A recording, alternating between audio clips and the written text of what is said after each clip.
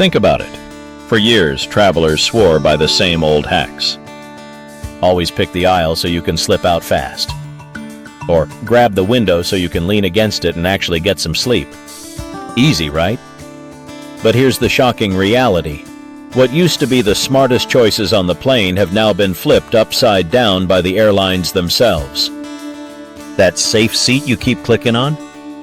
It might now be the exact reason you lose overhead bin space, suffer through hours of blinding sunlight, or end up paying extra for less comfort than you had before.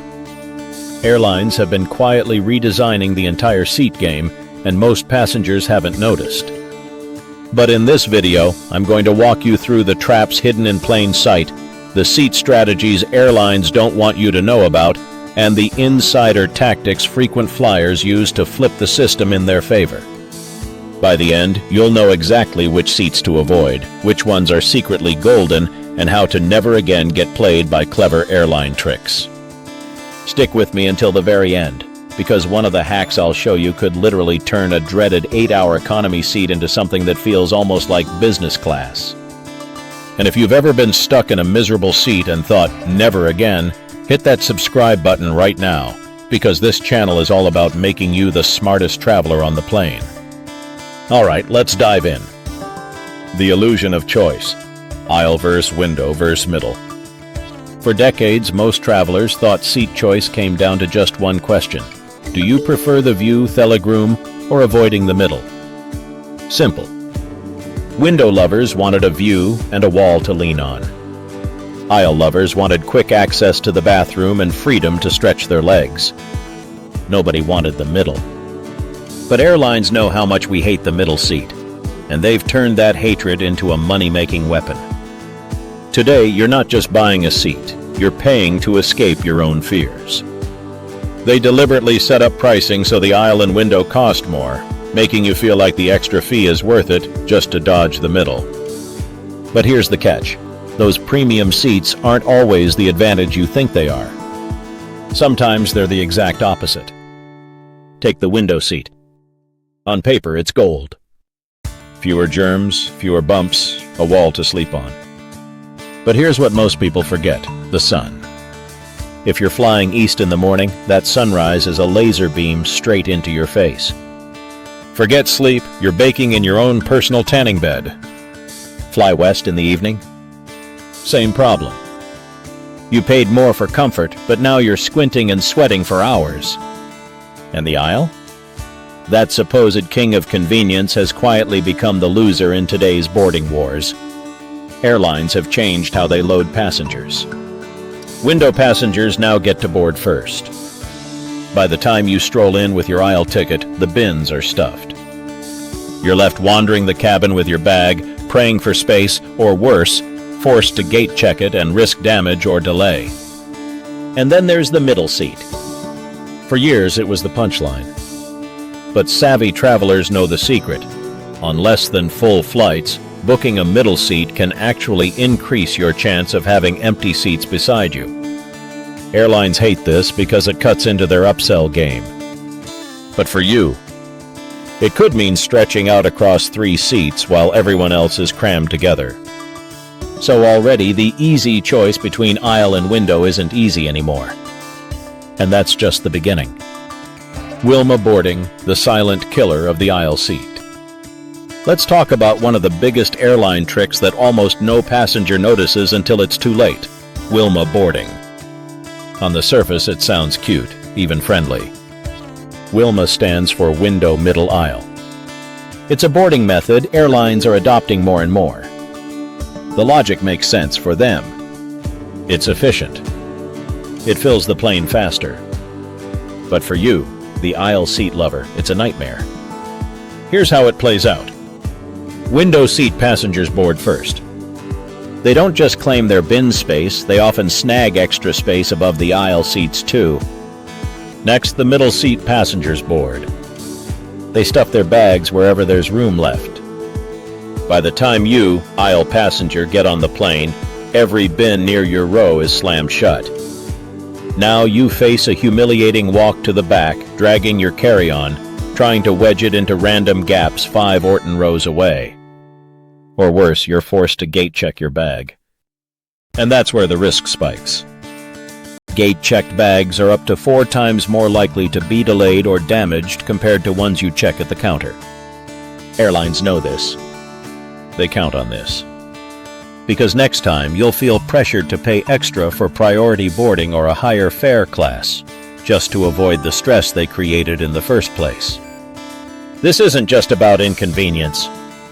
It's about airlines monetizing frustration.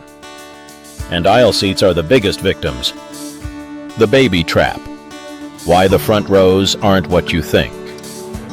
Let's bust another myth. The front of the plane. Most people think it's automatically better. You get off faster, you get served first, and it feels like a status upgrade. But airlines have weaponized this assumption too. Here's what they don't tell you. The front of the plane is often where they seat families with babies and toddlers. Why? Because parents will pay extra to board early and secure bin space for strollers, diaper bags, and all the gear. For the airline, that's extra revenue. For you, it's a built-in noise machine. That expensive preferred seat might come with a non-stop soundtrack of crying and restless kids. And no booking site will warn you. Meanwhile, smart travelers are quietly picking the back rows. Yes, service is a little slower, and you'll get off the plane later. But you're also more likely to score an empty seat beside you. Passengers avoid the back instinctively, which leaves more space. And once the doors close, space is luxury.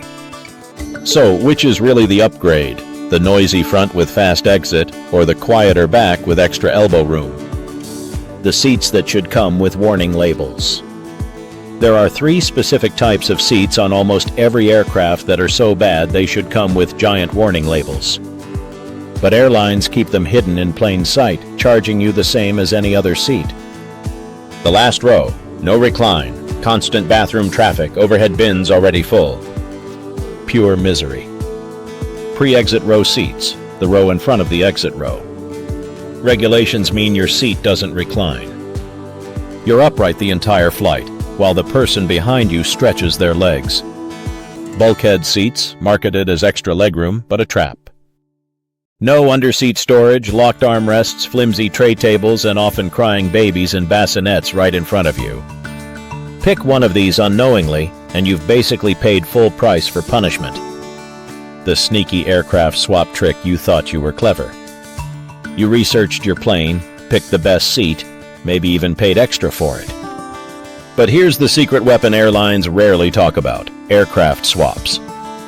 You booked seat 12F on a spacious Dreamliner. Overnight, they swapped in a cramped 737. Your perfect window seat is now wedged next to a toilet. No warning. No compensation. Same ticket price, worse experience. These swaps happen all the time for maintenance, scheduling, or demand. The only defense is vigilance. Use tools like FlightAware to track your exact aircraft type in real time and always double-check before departure. The basic economy algorithm, designed misery. If you've ever bought a basic economy ticket, you know the anxiety. Will you be split from your family? Stuck in the last row? Crammed in the middle between 2 linebackers? Here's the truth, it's not random. It's calculated. Airlines use algorithms to deliberately assign basic economy passengers to the worst seats. Middle, back, near bathrooms, they fill those first. Even worse, families are often split up on purpose. Why? Because the airline knows you'll panic and pay the fee to sit together. It's a manufactured problem they profit from solving. This isn't bad luck, it's deliberate discomfort. And it's designed to make you pay more next time. Tools the pros use, and you should too. The old site Seat Guru used to be gospel for seat selection. But it's outdated now. Airlines constantly change their layouts, and Seat Guru often lags behind. Instead, here are the tools pros swear by: Aerolopa, accurate to scale seat maps. Seatmaps.com, user photos of actual seats.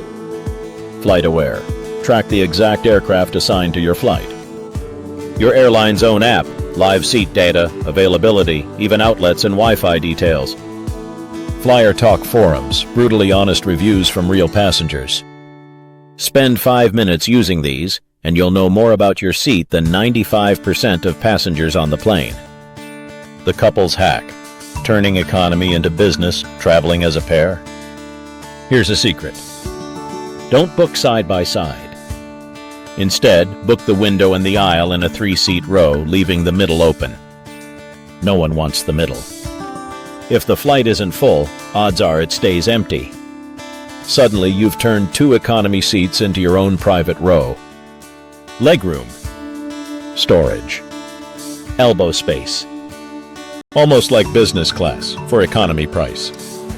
And if someone does get assigned that middle, offer to swap. Almost every solo traveler will jump at the chance to escape the middle for your aisle or window. Win-win. And the 24-hour scan, your secret weapon. The real game of seat selection doesn't happen when you book months ahead. It happens 24 hours before departure. Here's why. Business travelers cancel last minute. Their prime seats open up. Frequent flyers get upgraded to first class, leaving excellent economy seats behind. At exactly 24 hours and 1 minute before your flight, log into your Airlines app and scan the seat map. You'll often find rows of premium seats suddenly unlocked, for free.